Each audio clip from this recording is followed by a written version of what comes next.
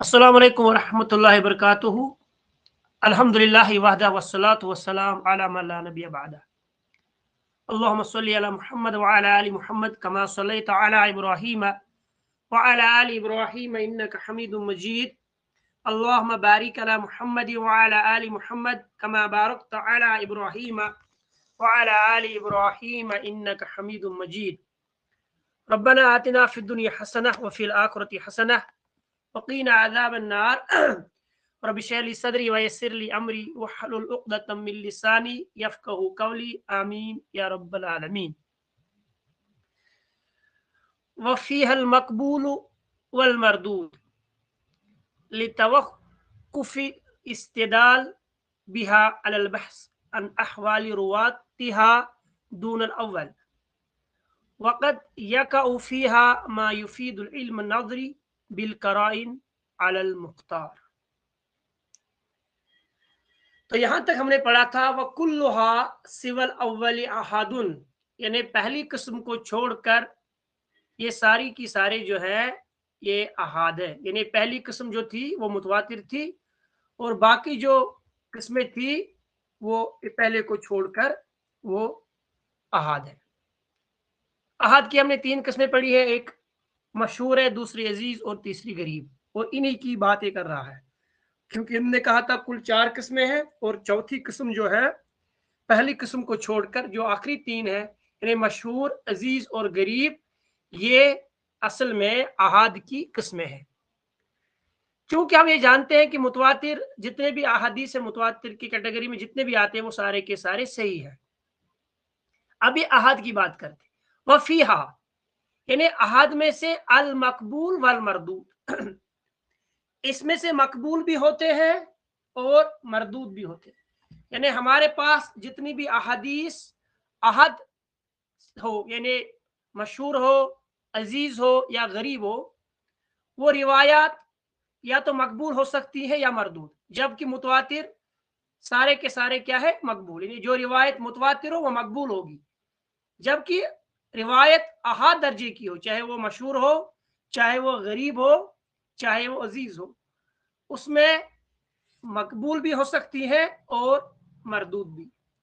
ये कब हम जानते हैं, यानी इस तवक्कुफ के साथ, इस इस्तिदलाल के साथ जब हम बहस करेंगे रावियों के हालात के बारे में, दून अव्वल पहले को छोड़कर, यानी फरमाते हैं पहले को छोड़कर यानी मुतवातिर को छोड़कर हम देख लेंगे, हम बहस करेंगे जो रुवात है उनके हालात पर, तो उस एतबार से हम उस पर हुक्म लगाएंगे, चाहे वो मकबूल हो चाहे मरदूद हो। और ये जो है ये हमें इल्मी नजरी का फायदा देता है, बिल कराइन, कराइन के साथ, अलल मुख्तार, जो कि सही बात है। सही बात यह है कि मशहूर जो है अजीज हो या गरीब हो ये अहद में आते हैं, और इसके बाद इनमें से मकबूल भी है और मरदूद भी है।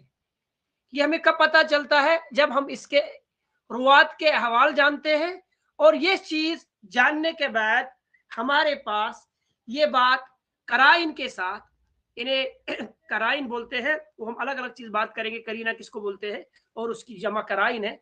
इन्हें किसी सबूत के जरिए, किसी करीने के जरिए हमें ये पता चलता है कि ये हमें इल्मी यकीनी का नजर देता है, इल्मी नजरी का जो है फायदा देता है, जबकि मुतवातिर जो है वो इल्मी यकीनी का नजर देता है।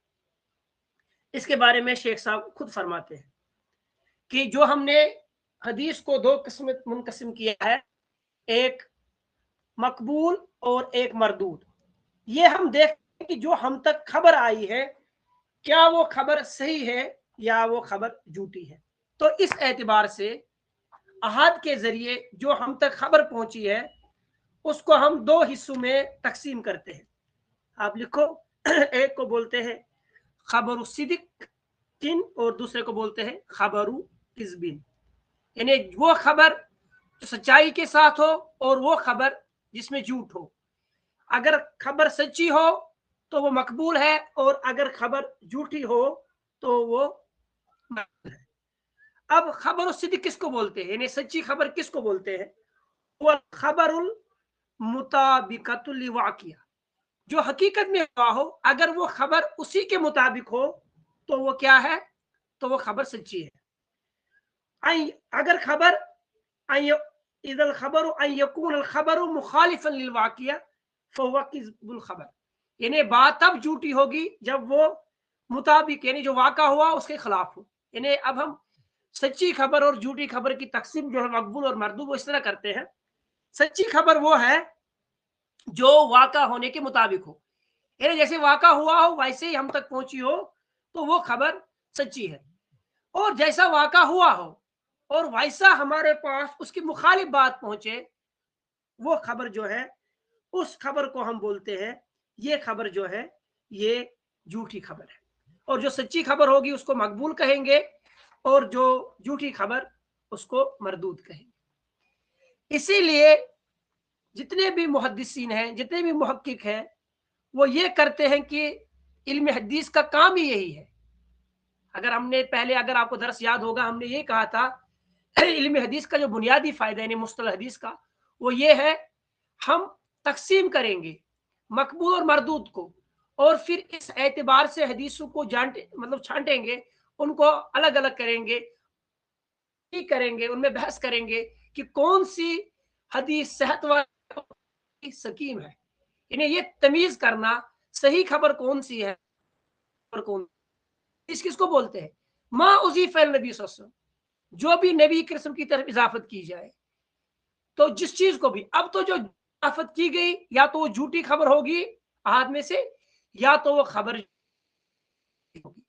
इसीलिए अब ये होगा कि इसीलिए उलमा ने यह बात कही है, कभी कभार करने वाला बात को वही बात बोलेगा मगर उससे गलती हो जाएगी बात बोलने में, वो जानबूझकर बात नहीं बोलेगा, तो उस वक्त हम उसको झूठ नहीं कहेंगे, बल्कि उस वक्त हम कहेंगे उसे खता हुई है। यानी अगर आदमी ने जानबूझकर वही बात बोली है जो हुई थी तो बात सच है, अगर उसको भूल चूक हो गई है, मतलब गलती हो गई बोलने में, आगे पीछे कुछ कर दिया, तो ये खता है। और अगर वो जानबूझकर बोल रहा है झूठ, तो यानी जानबूझकर उसका उल्टा बोल रहा है जो हुआ है, तो ऐसी बात जो होगी वो झूठी होगी। और कभी कभार उसको मुनकिर कहते हैं, और कभी कभार जो है वो बातिल होती है, और कभी कभार हम उसके लिए अल्फाज कहते हैं ला अस्ल लहू, यानी जो बात वाक़या के खिलाफ हो, उस बात के लिए हम दो चार लफ्ज इस्तेमाल करते हैं। कभी कहते हैं खता है, और खता उस वक्त होती है जब उन्होंने जानबूझकर न किया हो। कभी झूठ होती है, और कभी मुनकर होती है, कभी वो बात बातिल होती है, और कभी ला अस्ल लहू के अल्फाज जो है ये मुहद्दिसीन ऐसी हदीसों के इस्तेमाल करते हैं। फरमाते वक़्त यक़उ फ़ीहा मा युफ़ीदुल इल्म नज़री बिल कराइन अलल मुख्तार। ये पहले बात हुई थी कि जब हम इसके रुवात देखेंगे, हम आगे इंशाल्लाह पढ़ेंगे जो आगे ये बोल रहे हैं, जब हम रुवात पे बहस करेंगे तो रुवात के बहस के बाद हमें यही पता चलेगा या तो बात मकबूल है या तो मरदूद है। वक़द यका फ़ीहा फ़ीहा मा युफ़ीदुल इल्म नज़री, यानी वो इल्म नज़री का फायदा देगा बिल कराइन, कराइन के साथ। अब एक चीज क्या बोल रहे हैं, बोल रहे असल जो हमारे पास खबरें अहाद आती है वो इल्म यकीनी का फायदा नहीं देती, बल्कि वो इल्म ज़न्नी का फायदा देती है। यानी जब हम कोई भी खबर जब हम तक मुतातिर पहुंचती है तो वो इल्म यकीनी होती है, और जब हम वास्ते से पहुंचती है यानी वो अहाद हो, तो वो हमें इन्नल अस्ल फी खबरिल अहाद आइना, हाफिज साहब लिखते हैं अपनी शरह में, जो ये हमारे पास जो भी रिवायत अहाद के जरिए से पहुंचती है वो असल में हमें फायदा नहीं पहुंचाती इल्मी यकीनी का, जिस तरह हमें फायदा पहुंचाती है मुतवातिर, यानी मुतवातिर इल्मी यकीनी का फायदा पहुंचाती है। मगर जब हम अहाद को ले लेते हैं तो वो हमें इल्मी यकीनी का फायदा नहीं पहुंचाते। मगर जब हम उस पर कराइन देखते हैं, कराइन देखने के बाद हम उस चीज को ये समझते हैं कि वो भी उसी तरीके से इल्म यकीनी का फायदा देता है जिस तरह से मुतवातिर इल्म यकीनी का फायदा देते हैं। इसका मतलब क्या हुआ, इसका मतलब ये हुआ कि जब हम उसमें बहस करेंगे, उसमें सर्च करेंगे, उसके रुवात को जानने की कोशिश करेंगे, उन पे तहकीक होगी। तो ये जो हदीस जिसको अभी तक हम कह रहे थे ये इल्म नजरी का फायदा देती है, ये भी हमें इल्म यकीनी का फायदा देगा अपने कराइन के साथ। इस तरह फरमाते वयुसम्मल इल्मु अल्लज़ी युफीदु इल्मन नज़रियन तमीज़ लहु अनिल इल्मि यकीनी ज़रूरी अल्लज़ी युफीदुल ख़बर मुतवातिर। यानी इल्म नजरी और इल्म यकीनी में ये फर्क होता है कि इल्म नजरी में हम जब मुतवातिर की बात करते हैं तो मुतवातिर इल्म नजरी वाला नहीं होता बल्कि इल्म यकीनी होता है, और जबकि इल्म जो खबर है यानी अहाद जो है ये इल्म नजरी का फायदा देता है। मगर फरमाते हैं कि जब हमारे पास खबर में से कोई बात, अखबार में से, अहाद में से कोई बात मिनल कराइन दाला अला सिद्किल खबर, यानी हम तक ऐसी कोई बात पहुंची हो जो कराइन के साथ, जो अपने सबूतों के साथ दलालत करती हो, मा यजअलहु मुफीदन लिल इल्म का वो भी फायदा देती है मुफीद यानी इल्म यकीनी का जिस तरह मुतवातिर देते हैं। इसी तरह इमाम अहमद भी फरमाते हैं कि जो हमारे पास इस हैसियत से आ जाए वो मुतवातिर की हुक्म में है, यानी ऐसी हदीस जिसके रुवात पर हम जब बहस करेंगे तो ये भी हमें उसी तरह इल्म यकीनी का फायदा देती है जिस तरह हमें जो है इल्म यकीनी का फायदा मुतवातिर देती है। अब जो यहाँ बात चल रही है कि ये कराइन होते क्या है, मिसाल तरह हम किस तरह बोल सकते हैं कि कोई हदीस जो है वो उसके साथ कराइन है, कौन से दलाइल ऐसे हो सकते हैं। इसके ऊपर एक इमाम है, उनका नाम है अबू नसर अलवाइली, उन्होंने किताब लिखी है, नोट करते जाओ। अबू नसर अलवाइली एक बहुत बड़े मुहद्दिस गुजरे हैं, उन्होंने एक किताब लिखी थी अर्रद्दु अला मन अनकर हर्फ व सौत।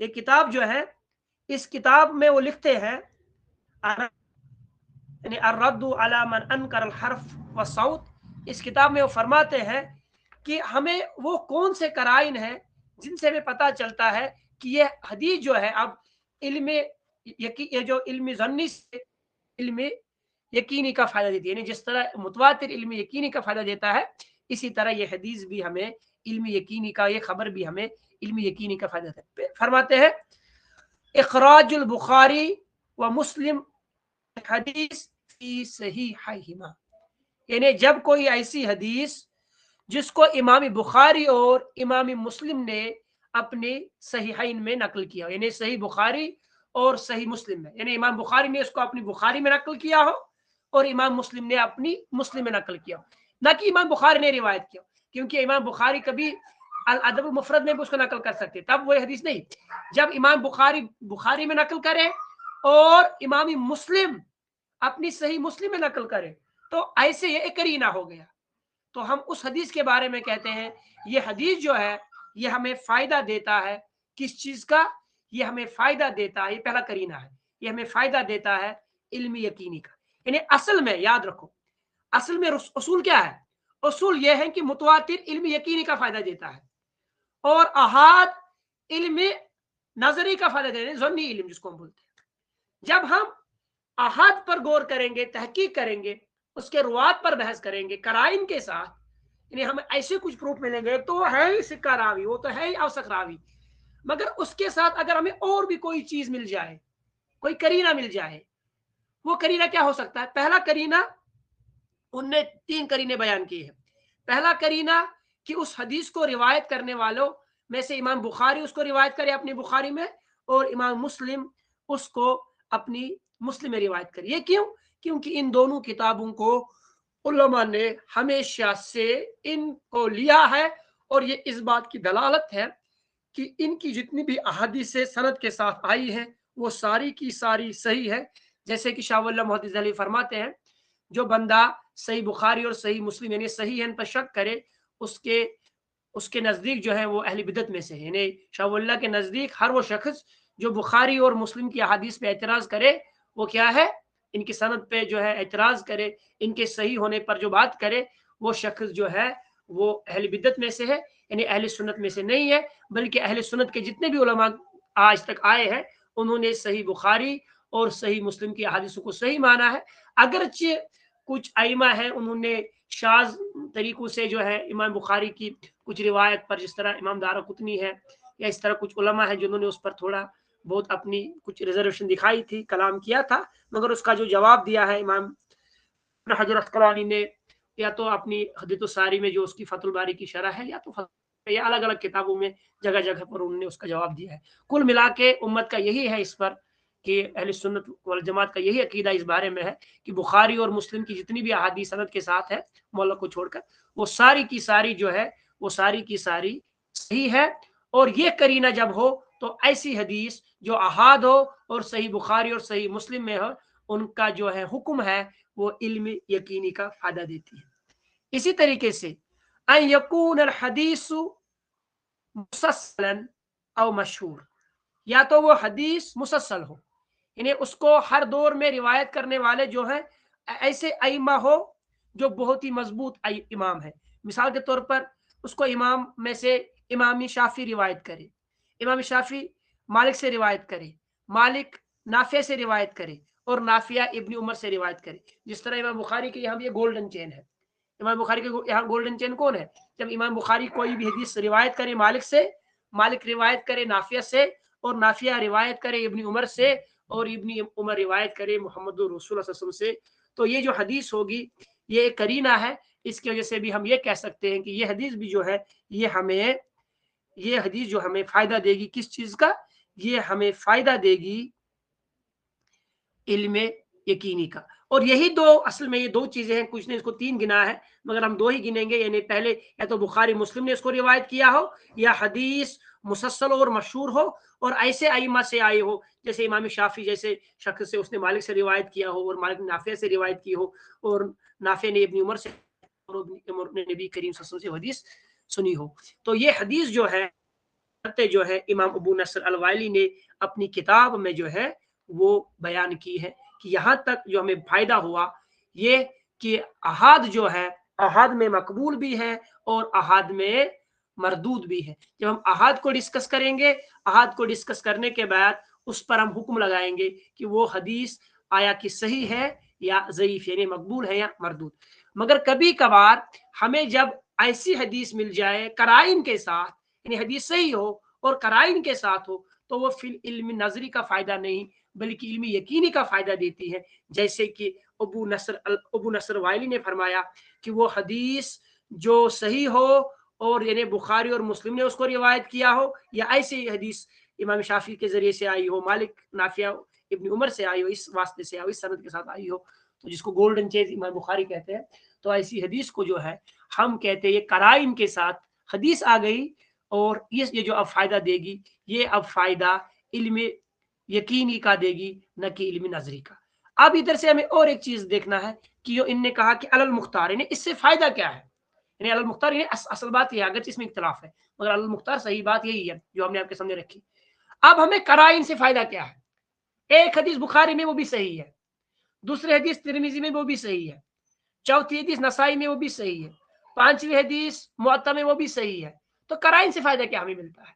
تو اس کے بارے میں فرماتے ہیں ہمیں قرائن سے کیا فائدہ ملتا ہے، اور یہ چیز جو ہے وہ بہت ہی امپارٹنٹ ہے جس کو ہمیں جاننے کی کوشش کرنی ہے کہ اگر ہمارے پاس کسی حدیث کے بارے میں یہ ثابت ہو جائے کہ یہ حدیث جو ہے قرائن کے ساتھ ہمارے پاس آئی ہے، تو اس حدیث سے ہمیں فائدہ کیا ملتا ہے۔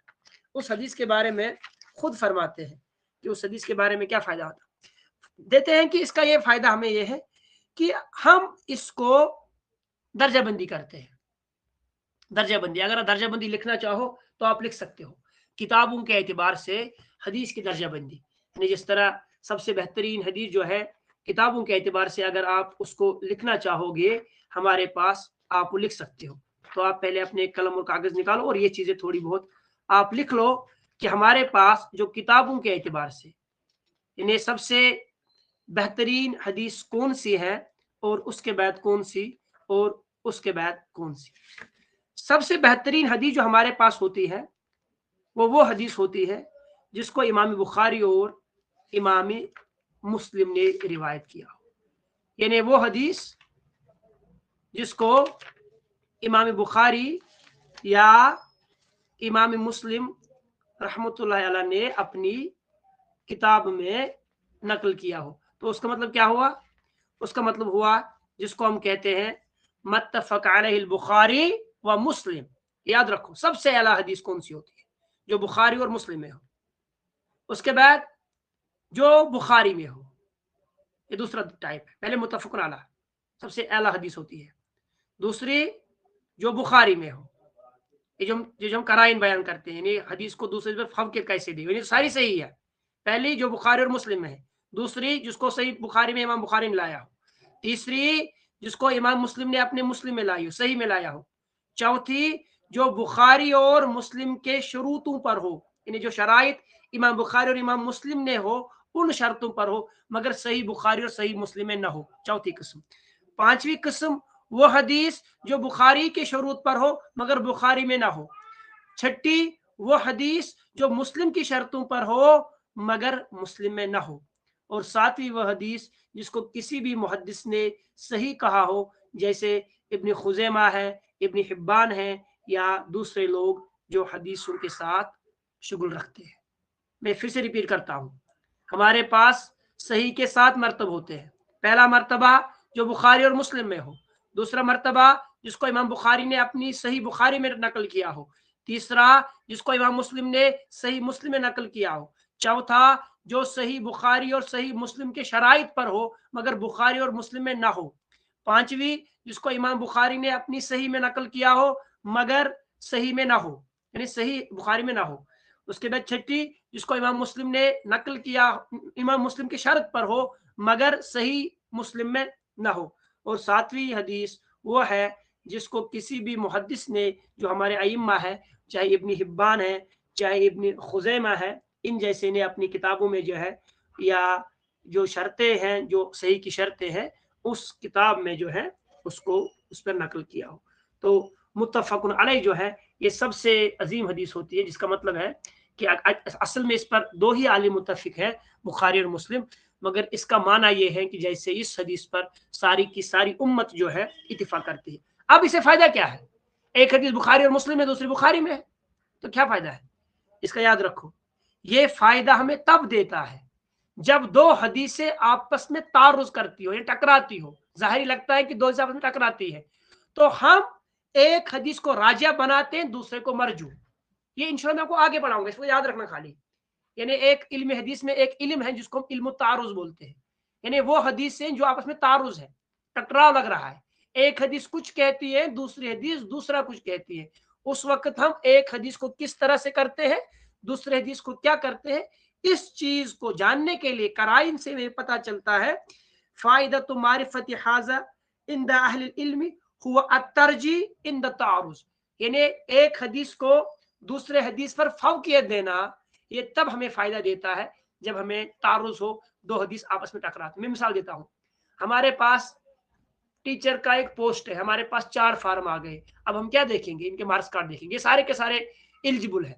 हमें उर्दू का टीचर चाहिए था और चारों के चारों जो उनके पास पीजी है। अब हमें उनको बोलेंगे बताओ आपके मार्क्स कितने हैं, उर्दू में आपकी परसेंटेज क्या थी, क्या आपने एमफिल तो नहीं किया है, एलिजिबिलिटी तो हमने पीजी रखी थी। वो कहेगा हाँ मेरे पास। अब एलिजिबिलिटी जो एमफिल है ये ज्यादा बढ़ेगी, तो हम उसी को पोस्ट देंगे, तरजीह देंगे। और इसी तरह इल्म हदीस में हम तरजीह उस हदीस को देंगे जो बुखारी और मुस्लिम में हो, या दूसरे जो बुखारी मुस्लिम नहीं उसको इसको तरजीह देंगे। वो भी हदीस सही होगी, ये भी सही हदीस होगी, और इनको जो है आपस में तरजीह देंगे, एक को राजा दूसरे को मरजू, यानी एक हदीस को दूसरे हदीस पर फजीलत देंगे कराइन के साथ। दलील ये है कि बुखारी मुस्लिम ने इसको रिवायत किया। इसी तरीके से कोई हदीस एक चेन से आई, वो भी सही है, दूसरी हदीस मालिक अन्नाफिया इब्न उमर से आई है, तो हम इस हदीस को तरजीह देंगे उस हदीस पर जो किसी और सनद से आई है, अगर वो भी सही है। तो ये हमें फायदा देती है उस वक्त जब हम दो हदीसों में आपस में टकराव देखते हैं। और टकराव की इंशाल्लाह उसको याद रखना, नोट करके रखना अपने किताब में, जब हम तारुज पढ़ेंगे और तारुज के वक्त आपको मैं वो सारी चीजें बता दूंगा कि तारुज के वक्त हमें कौन से 4-5 कायदे होते हैं, कौन से 5 शर्तें हैं, 4 शर्तें हैं उलमा ने जो बयान की है, तो वो हम आपके सामने बयान करेंगे और हम तारुज को किस तरह खत्म करेंगे। और तारुज एक बेहतरीन है, इस पर बहुत सारी किताबें भी लिखी गई हैं, और वो बताएंगे आपको, जब आपको लगे कि दो हदीसें जो है ज़ाहिरी हैं, वो आपस में टकराती हैं, तो एक की मुराद क्या है, दूसरे की मुराद क्या है। तो इसके बाद जो शेख साहब फरमाते हैं,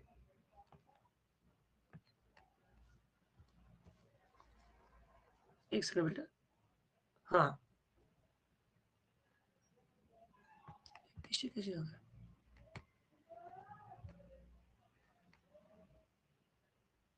जी,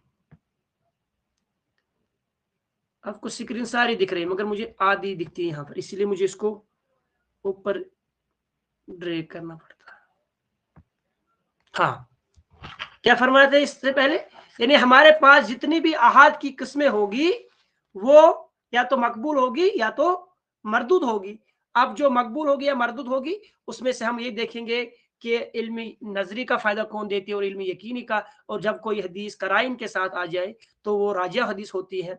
और उसके कराइन जिस तरह अबू वाइली ने इमाम अबू नसर वाइली ने बयान किया है कि दो करीने हैं, तो उस हदीस से हम दूसरे हदीस पर फौके देते हैं। और ये हमें उस वक्त फायदा देता है जब हदीस जो है वो हम एक हदीस को यानी मुतवातिर को हम जो है अहाद पर फौके देंगे और अहाद में से एक दूसरे को उस वक्त फौके देंगे अगर कोई हदीस खाली बुखारी में है और दूसरी हदीस बुखारी और मुस्लिम के साथ है तो उनके अल्फाज ज्यादा फौकियत होगी।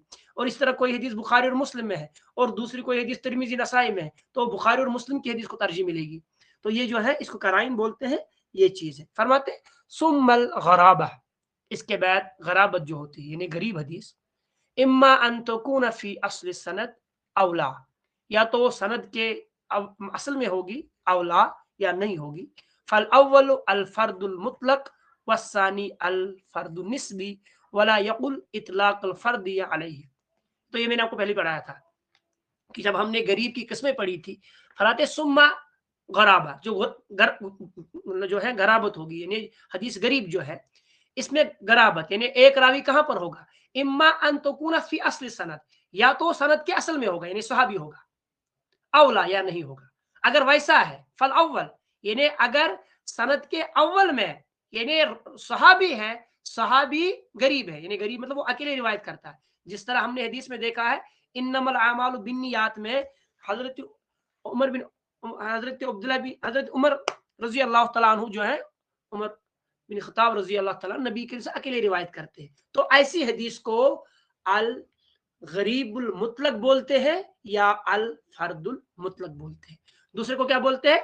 दूसरे को बोलते हैं वसानी अल फर्दुल निस्बी, और उसके लिए हम जो इस्तेमाल करते हैं वो हम फर्द निस्बी करते हैं।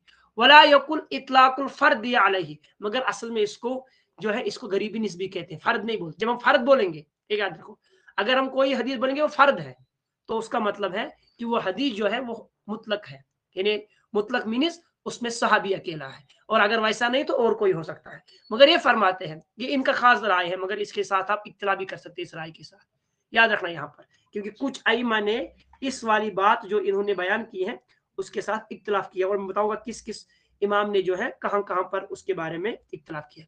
यानी इमाम साहब कहते हैं हमारे पास गरीब की दो किस्में हैं, या गरीबी मुतलक होगा या गरीबी निस्बी होगा। गरीबी मुतलक किसको बोलते हैं?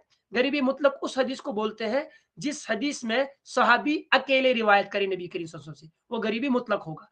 उसका दूसरा नाम अल फर्दुल मुतलक है, या अल गरीबुल मुतलक या अल फर्दुल मुतलक, यानी गरीबी मुतलक या फर्द मुतलक। और गरीबी निस्बी किसको बोलते हैं? जिसमें रावी जो है अकेला पड़ा, यानी गराबत कहां पर हो? गराबत वहां पर हो सहाबी को छोड़कर। जिस तरह पिछले जिसमें मैं एग्जांपल दी थी उस वक्त मैंने कहा था जोहरी जो है, मालिक जो है यहाँ जोहरी से अकेला रिवायत करता है, तो वहां जो है वो गराबत निस्बी थी। मगर कहते हैं वला यकुल इतलाक अल फर्दी अलैहि, मगर गरीबी निस्बी को अल फर्द निस्बी नहीं कह सकते।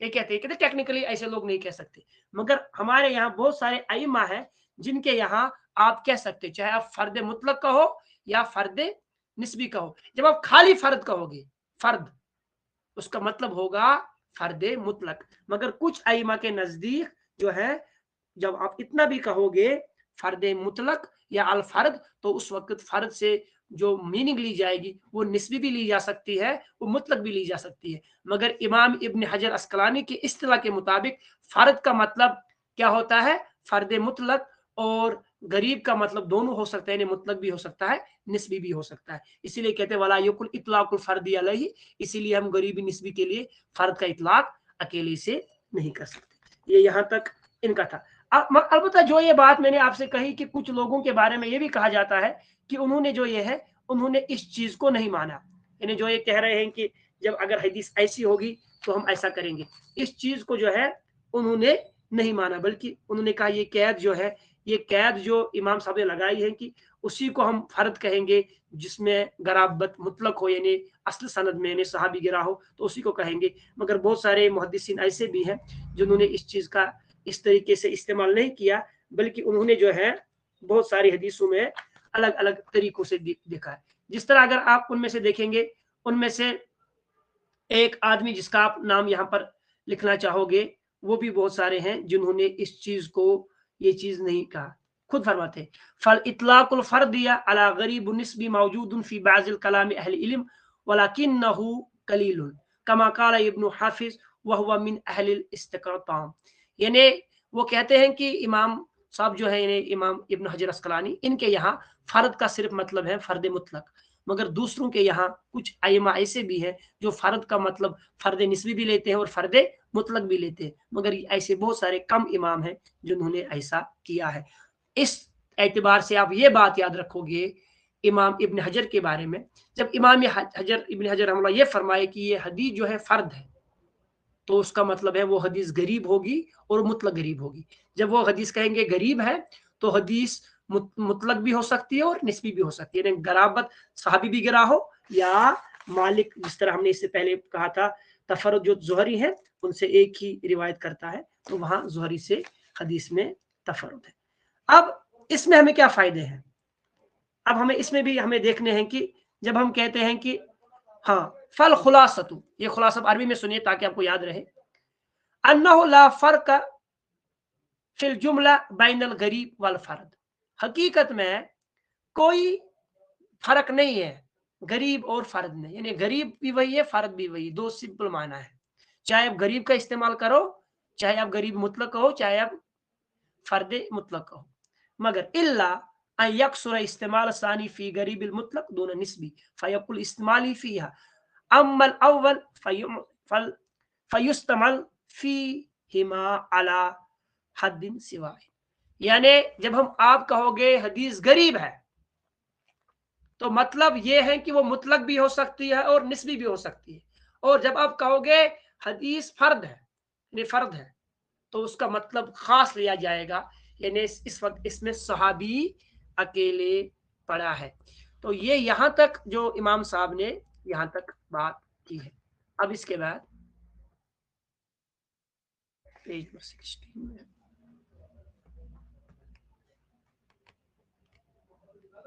یہاں تک اگر انشاءاللہ آپ کو آخر پہ سوال ہوگا کوئی، وہ آپ بعد میں بولے گا یہاں سے، کیونکہ تھوڑا ہاں۔ اب دیکھو وخبر الاحاد بنقل عدل تام الضبط متصل السند غیر معلل ولا شاذ هو الصحیح ذاتی۔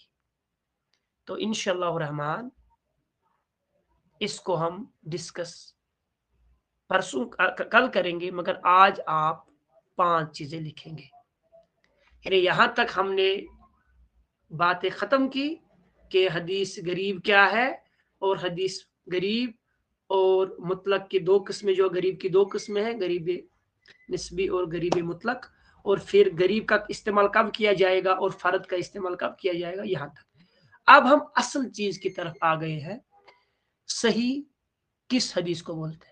اور یہ میں آپ کو بتاتا چلوں، اگر آپ علم حدیث میں کچھ بھی نہ جانو تو چل سکتا ہے، کچھ بھی نہ جانو، علم حدیث کے بارے میں کچھ بھی پتا نہ ہو، مگر کم سے کم کسی بھی انسان کے لیے جو کمزور سے کمزور ایمان والا ہو، ان پڑھ بھی ہو، اس کو بھی کم سے کم یہ پتا ہونی چاہیے کہ صحیح حدیث کی شرطیں کتنی ہیں، اور جتنی بھی ضعیف حدیثیں موضوع حدیثیں گھومتی ہیں وہ انہی 5 شروط کے ارد گرد گھومتی ہیں، اور وہ 5 شرطیں آج آپ لکھ لو، کل ہم ان کو ڈسکس کریں گے۔ فرماتے وخبر الاحاد، متواتر ساری کی ساری صحیح ہے۔ اب جو ہمارے پاس حدیث آئے گی احاد میں سے بنقل عدل، اس کو نقل کرنے والے عادل ہو، تام ضبط کے ساتھ، متصل سند، سند متصل ہو، غیر معلل، علت کے بغیر ہو، ولا شاذ، اور شاذ نہ ہو، هو صحیح لذاتی، وہ حدیث جو ہے وہ صحیح ذاتی ہے، وتفا ना, ये हम इंशाल्लाह आगे पढ़ेंगे। अब लिखो पहली शर्त, सही हदीस की 5 शर्तें हैं, और ये हमेशा जिंदगी में याद रखनी है। सही हदीस की 5 शर्तें हैं।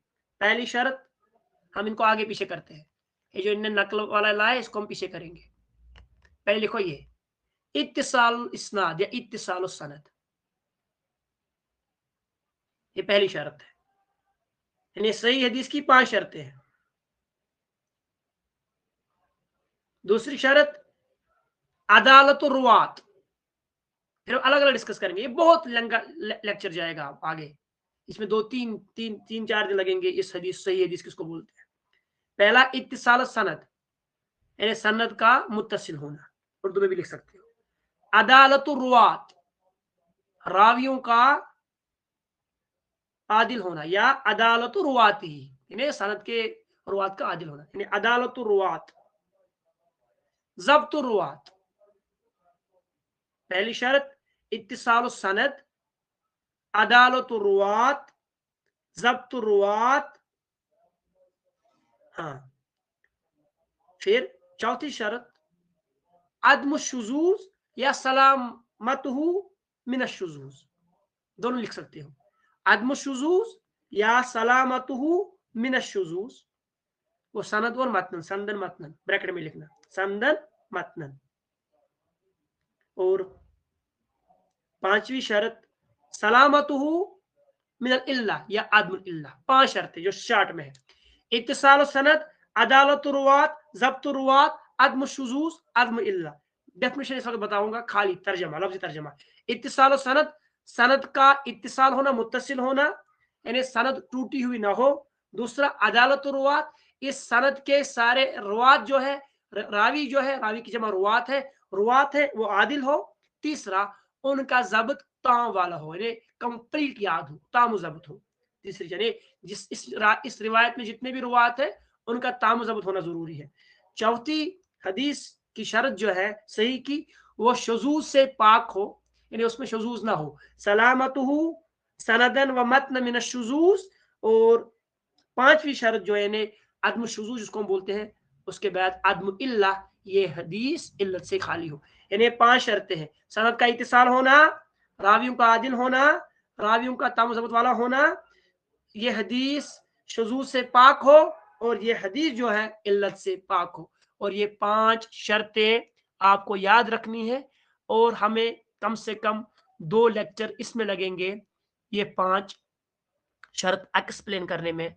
वाखिर दावाना अनिल हम्दुलिल्लाहि रब्बिल आलमीन। अस्सलाम वालेकुम व रहमतुल्लाहि व बरकातुहू। अगर यहाँ तक कोई सवाल है तो आप पूछ सकते हैं।